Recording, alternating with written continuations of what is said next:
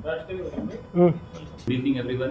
मैं आज की प्रेस मीट में मैं तमाम हमारे रिपोर्टर भाइयों को इस्तेमाल करता हूँ। आगे की बात हमारे लीडर्स करें। अस्सलाम वालेकुम, गुड आफ्टरनून, नमस्कार। गुलबर्गा कॉरपोरेशन महानगर पालिका में आज जो बीजेपी के मेयर और डिप्टी मेयर का जो इलेक्शन हुआ है, आज गुलबर्गा के जो सेक्युलर वोट्स कॉरपोरेशन इलेक्शंस में बीजेपी को दूर रखकर सेक्युलर पार्टीज़ को एक बहुमत दी थी। सबसे ज़्यादा कांग्रेस को 27 सीट्स जिताए थे, उसके बाद जेडीएस को, तो 55 में से 31 सीट्स मेजॉरिटी के साथ सेक्युलर गुलबर्गा के वोटर्स ने इन पार्टियों को वोट दिया था। अफसोस, सद अफसोस, ये दोनों सेक्युलर पार्टीज़ कांग्रेस और जेडीएस गुलबर्गा के अवाम के जो सेक्युलर वोट्स को, इसकी जो वैल्यू है, इसको क़ायम नहीं रख सके। इनकी लोकल पॉलिटिकल सोच ने और इनकी नैरो माइंडेड पॉलिटिक्स ने और कांग्रेस की नाअहल लीडरशिप ने बीजेपी का मेयर और डिप्टी मेयर बनाने का मौका दिया है। यहाँ पर सबसे बड़ा सवाल एज ए होल कांग्रेस की जो लीडरशिप है, चाहे वो नेशनल हो, चाहे वो स्टेट हो, चाहे लोकल लेवल पे हो, इनके ऊपर बहुत बड़ा सवाल जाता है। गुलबर्गा कॉरपोरेशन इलेक्शन एक मामूली इलेक्शन नहीं था। ये constituency Congress national president Shri Mallikarjun खड़गे जी की होम टाउन कॉन्स्टिट्यूंसी की वजह से ये कॉन्स्टिट्यूंसी बहुत मशहूर थी और तकरीबन 35-40 सालों से यहाँ के कॉरपोरेशन में कांग्रेस का उमूमन रूल था। कांग्रेस नेशनल प्रेसिडेंट श्री मल्लिकार्जुन खड़गे जी के रहते हुए और गुलबर्गा की अवाम ने मेजॉरिटी के साथ कांग्रेस को वोट देने के बावजूद भी नेशनल लीडर्स, स्टेट लीडर्स और लोकल लीडर्स कंप्लीट फेल हुए बीजेपी को रोकने के लिए। हमारा सवाल श्री मल्लिकार्जुन खड़गे जी से है कि आप को नेशनल लेवल पे एक जिम्मेदारी दी गई थी कि आप बीजेपी के ख़िलाफ़, बीजेपी के अगेंस्ट में और बीजेपी को हराने की आप सियासत करेंगे, वो एक मजबूत एक प्लेटफॉर्म देंगे। लेकिन अफसोस, नेशनल लेवल तो छोड़िए, स्टेट लेवल तो छोड़िए, लोकल गुलबर्गा आपका जो होम टाउन है, आप वहाँ से बीजेपी को हराने में नाकामयाब रहे। गुलबर्गा की अवाम ने तो बीजेपी को हराया, लेकिन कांग्रेस की लीडरशिप ने गुलबर्गा की अवाम को मायूस किया और फैसिस्ट पार्टी को, बीजेपी को जिताने में पूरा भरपूर साथ दिया है। हम सबको मालूम है कि इस तरह के मेयर और डिप्टी मेयर इलेक्शन में एक एक वोट काउंट होता है। श्री मल्लिकार्जुन खड़गे जी का जो एब्सेंस था, आज का जो उनका अटेंडेंस जो नहीं था, ये बताता है कि वो कितने लापरवाह एक नेशनल लीडर है। लोकल की जो पॉलिटिक्स में उनको कोई इंटरेस्ट नहीं है। सिर्फ अब एक नेशनल लीडर होने की वजह से लोकल अपने होम टाउन में कांग्रेस हारो या जीतो उनको कोई फ़र्क नहीं पड़ता। ऐसा एक गैर जिम्मेदाराना एक सियासी काम उन्होंने किया है। पूरे इंडिया की सेकुलर जमातें कांग्रेस की तरफ देख रही हैं कि खड़गे जी के नेतृत्व में कांग्रेस एक मजबूत होगी, एक बीजेपी का एक अपोजिशन पार्टी के तौर पर काम करेगी और बीजेपी को हराने का काम करेगी। लेकिन जब खड़गे जी खुद अपने होम टाउन में बीजेपी को नहीं हरा सके, वो स्टेट लेवल और नेशनल लेवल क्या बीजेपी को मात देंगे, क्या बीजेपी के खिलाफ काम करेंगे, पता नहीं। आज का जो उनका एब्सेंट था, गुलबर्गा की अवाम को, गुलबर्गा के जो अवाम के जो वोटर्स, सेक्युलर वोटर्स हैं, उनके ऊपर हंसना है, उनका मजाक उड़ाए खड़गे जी। और यहाँ की जो नाअहल लोकल कांग्रेस लीडर्स हैं, इनको पता था कि एक एक वोट काउंट होता है। अगर आज खड़गे जी होते तो 33 बीजेपी के और 33 कांग्रेस और जेडीएस के कंबाइन होकर टाई होता था, और वो नेचुरल टॉस के तौर पर कलम कौन जीतते थे वो अलग बात होती थी। लेकिन कांग्रेस प्रेसिडेंट मल्लिकार्जुन खड़गे जी के एब्सेंट के वजह से सीधा सीधा बीजेपी को जीतने में इन्होंने मदद किया। दूसरी तरफ जेडीएस भी अपना जो सीरियसनेस है बीजेपी के अल्टरनेट जिसे कहते हैं, बीजेपी को हराने में हम और कम्युनल ताकतों को रोकने में हम आगे बढ़ेंगे बोलकर उनकी जो सियासत है आज गुलबर्गा कॉरपोरेशन में पूरी आ गई। आपके आंख के नीचे से आपका एक कॉरपोरेटर गायब हुआ, ना स्टेट लीडर्स को मालूम ना लोकल जेडीएस लीडर्स को मालूम कि उनका कॉरपोरेटर कहाँ गया। हमें मालूम पड़ा कि जेडीएस के लीडर्स बोल रहे हैं कि बीजेपी के प्रेशर में कहीं गए हैं या उन्हें कोई ज़बरदस्ती लेके गया है। अगर वैसा है तो एफआईआर क्यों दर्ज नहीं किए? उनके घर वालों को लेकर जेडीएस लीडर्स एफआईआर दर्ज कराना था। एफआईआर दर्ज होने की वजह से ये इलेक्शन रुक जाता था। जेडीएस लीडर का ये भी कहना है कि रातों रात उनको किडनैप किया गया है, मगर वही की बात पर उन्होंने कोई जवाब नहीं। वही घर वाले और जेडीएस के लीडर जाकर एफआईआर करना चाहिए था और वो एफआईआर के बेसिस पे इलेक्शन रुक सकता था। लेकिन हमें मालूम है कि इन सब की साजिश है बीजेपी को मेयर बनाने में, क्योंकि लोकल पॉलिटिक्स इन्वॉल्व है। कांग्रेस नहीं चाहती जेडीएस के साथ मेयर और डिप्टी मेयर का साठगांठ हो, लोकल लीडर्स नहीं चाहती जेडीएस की कि कांग्रेस के साथ साठगांठ हो। आने वाले इलेक्शंस को देखकर 2013 के जो इलेक्शन को देखकर इनकी लोकल पॉलिटिक्स को सामने रखकर पूरे गुलबर्गे की अवाम का जो भरोसा था इन लोगों ने तोड़ दिया है।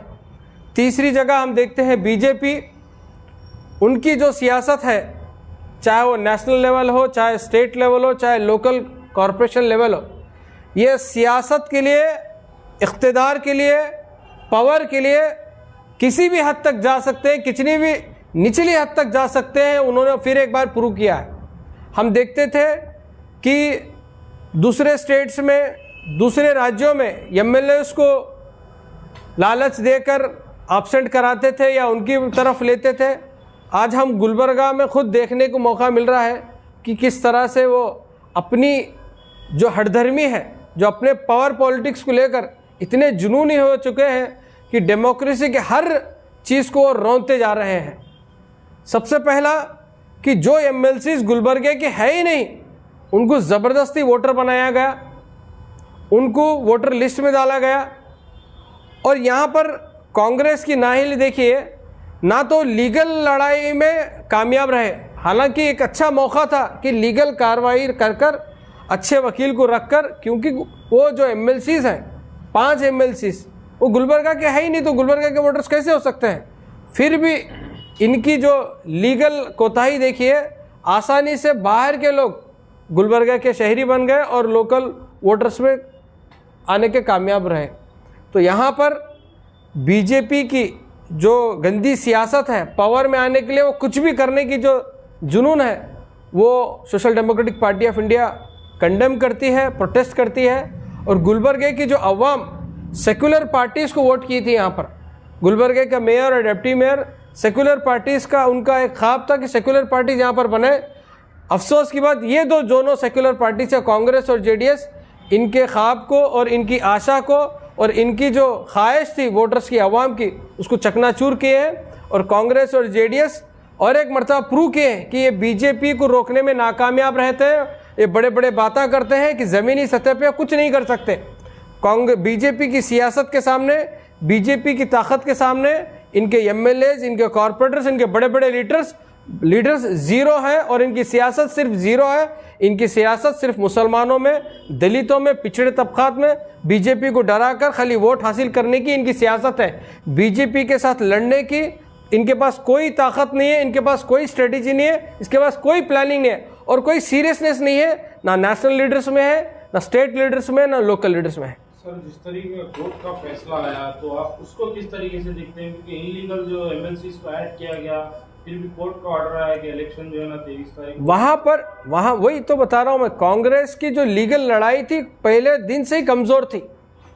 जब वो एमएलसी डाल सक रहे तो आप भी, आपके पास एमएलसीज नहीं है, आप भी एमएलसीज डालना था।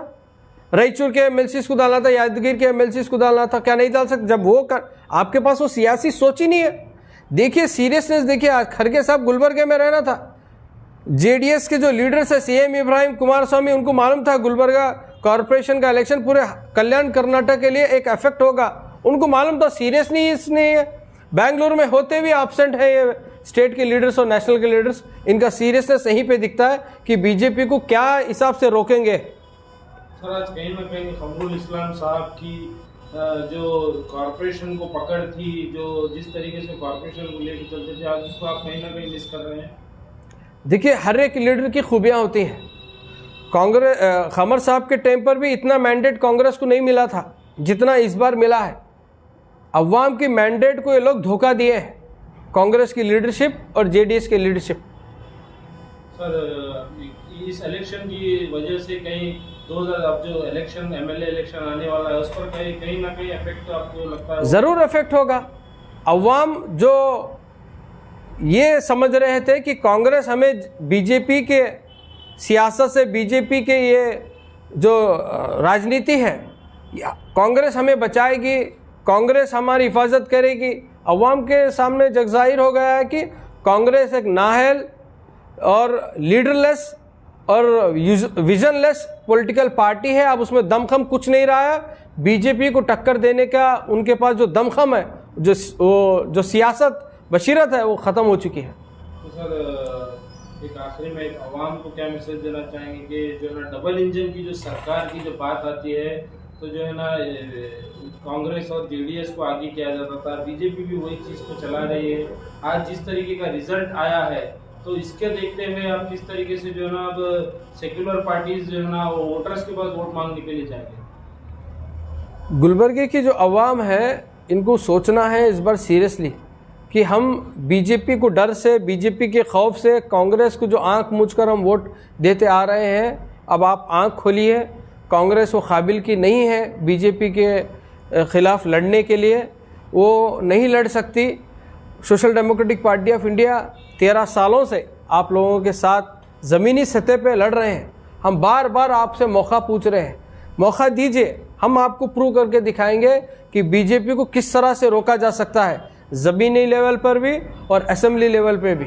तो हमें social democratic party of India को बार बार हम यही रिक्वेस्ट करते हैं वोटर से, लेकिन इस बार गुलबर्गे के वोटर्स जान चुके हैं कि कांग्रेस हो या जेडीएस हो, बीजेपी को नहीं हरा सकती, बीजेपी की सियासत को नहीं रोक सकती। इस बार ज़रूर एक बेहतरीन फ़ैसला गुलबर्गे के अवाम करेंगे, ये उम्मीद है। उन्होंने लगा रहे क्या, जैसा कि तमाम लोग जानते हैं कि जो कमल का फूल है वो कीचड़ में खिलता है। आज वही हुआ है गुलबर्गा महानगर पालिका में। जो कीचड़ है ये कांग्रेस और जेडीएस है, इसी के वजह से आज बीजेपी का कमल गुलबर्गा महानगर पालिका में खिला है। अगर कांग्रेस और जेडीएस पहले ही अपने ईगो को, अपने सेल्फ को, अपनी सेल्फिशनेस को बाहर रखकर अगर सरकार बनाते, मेयर बनाते, तो इतना सब कुछ नहीं होता था। ये टोटली फेलियर हो चुके हैं। कांग्रेस को टोटली सीरियसनेस नहीं है, जेडीएस को टोटली सीरियसनेस नहीं है, लेकिन हाँ बीजेपी को इतना सीरियसनेस था इसके अंदर, जो इस तरीके से हर तरीके का, हर नामुमकिन चीज़ को मुमकिन कर कर दिखाकर इस तरीके की हरकत करने वाली बीजेपी, इसको रोकने में टोटली नाकाम हुई है कांग्रेस और जेडीएस। ये लोग लोगों के पास जा रहे हैं कि हम बीजेपी को रोकेंगे। लास्ट टाइम इलेक्शंस में क्या हुआ, जब हम इलेक्शन कंटेस्ट किए थे, यही कांग्रेस के लोग, यही जेडीएस के लोग लोगों के सामने जाकर गिड़गिड़ा कर कह रहे थे कि हम बीजेपी को रोकेंगे, शहर हमारा, मेयर हमारा बनाएंगे और कांग्रेस को मेयर बनाएंगे, जेडीएस को मेयर बनाएंगे, लेकिन बीजेपी को नहीं बनने देंगे। इतना सब कुछ वादा करने के बाद अवाम ने खमरुल इस्लाम साहब की पूरी ज़िंदगी में कभी इतना मैंडेट नहीं दिया था जो यहाँ पर मैडम कनिज़ फातिमा को यहाँ पर मैंडेट दिया गया था। 27 कॉरपोरेटर कांग्रेस के जीत कर आए और 4 जेडीएस के जीत कर आए और 1 इंडिपेंडेंट जीत कर आया। उसके बावजूद भी इनके पास बनाने के वास्ते कोई, इनके पास कोई ये नहीं था। तो टोटली ये लोग क्या है, केयरलेस। जब देखते हैं कर्नाटका के अंदर गुलबर्गा डिस्ट्रिक्ट के अंदर पंचायत हो, ग्राम पंचायत, तालुक पंचायत, जिला पंचायत, ये तमाम जगहों पर बीजेपी सरकार बना रही है। और ये लोगों से उम्मीद भी क्या की जा सकती है, जो कर्नाटका में 2018 में इनको मैंडेट दिया गया था, दोनों मिलकर सरकार में आए थे, लेकिन इनके ही 14 एमएलए जाकर बिक गए। गाय बकरी जो कुत्ते बिकते ना, वैसा मार्केट में हफ्ते के बाजार में वैसा बिककर ये लोग बीजेपी को लाने में कामयाब हुए हैं। कांग्रेस ही बीजेपी को लाने में कामयाब हुई है। मध्य प्रदेश में देखो आप, कहीं पर भी देखो आप, और इवन कर्नाटका में जितने भी जो कॉरपोरेशन एरियाज हैं वहां पर भी जेडीएस अलायंस है बीजेपी के साथ। तो यहाँ पर गुलबर्गा महानगर पालिका में टोटली फेलियर हो चुके हैं। इसी की वजह से गुलबर्गा नॉर्थ में जो आकर मैडम और जेडीएस के कैंडिडेट और कांग्रेस के कैंडिडेट लगातार आकर बोल रहे हैं कि हम बीजेपी को रोकेंगे, तो इनके पास वो ताकत नहीं है बीजेपी को रोकने की। अगर बीजेपी को कोई रोक सकता है तो सिवाय social democratic party of India के कोई पॉलिटिकल पार्टी नहीं है। हम लोग उनको रोक सकते हैं, हम उनके खिलाफ लड़ सकते हैं, हम उनके खिलाफ जेल भी जा सकते हैं, हम उनके खिलाफ हुकूमत में असेंबली के दरवाजा भी तोड़कर अंदर जाकर बैठ सकते हैं। ये ताकत एसडीपीआई रख सकती है। ये लोग कांग्रेस के, जेडीएस के लोग, कांग्रेस वाले 2000 दे तुम बोल रहे हैं, जेडीएस वाले 5000 रुपए दे तुम को गारंटी कार्ड बांट लेते फिर गली गली अम्मा आपा खाला अम्मा बोल लेकर। मैं इनसे पूछना चाहता हूं, ये खाला अम्मा इनो पूछना, इनको मैडम को सवाल पूछना, नासिर साहब को सवाल पूछना, तुम्हारे 2000-5000 की गारंटी नहीं होना हमारे को, तुम ये गारंटी दो जीतने के बाद तुम्हारे एमएलए बीजेपी को बकरी गाय कुत्ते के जैसा नहीं बिकते बोलकर वो गारंटी दो। ये सवाल पूछना अवाम सवाल पूछना। आज जेडीएस का कैंडिडेट भाग कर गया, आज कांग्रेस का एक लीडर जो इसका होम टाउन है गुलबर्गा, उन्होंने यहां पर एब्सेंट हैं। तो सोचिए आप कितना सीरियसनेस है इनको। तो इन्हों अवाम को बचाएंगे बीजेपी से, खत्ता नहीं बचाएंगे। इलेक्शन के दूसरे दिन इन्हों पूरे के पूरे बोरिया बिस्तरा लपटले को बेंगलुरु में जाकर बैठेंगे। उसके बाद 4 साल तक कोई कैंडिडेट आपको नहीं दिखाई देगा, फिर वही 1 साल के दरमियान में दिखाई देंगे। इसीलिए मैं तमाम इंटेलेक्चुअल से, उलमा इकराम से, तमाम मुसलमानों और दलितों, आदिवासी, जितने भी सेकुलर जमात है, सेकुलर सोच रखने वाले लोग हैं, इन लोगों से मैं रिक्वेस्ट करता हूं, एसडीपीआई पूरे कर्नाटका के 224 सीट इलेक्शन नहीं लड़ रही, 224 सीट नहीं लड़ रही, लेकिन हाँ 24 सीट एसडीपीआई लड़ेगी।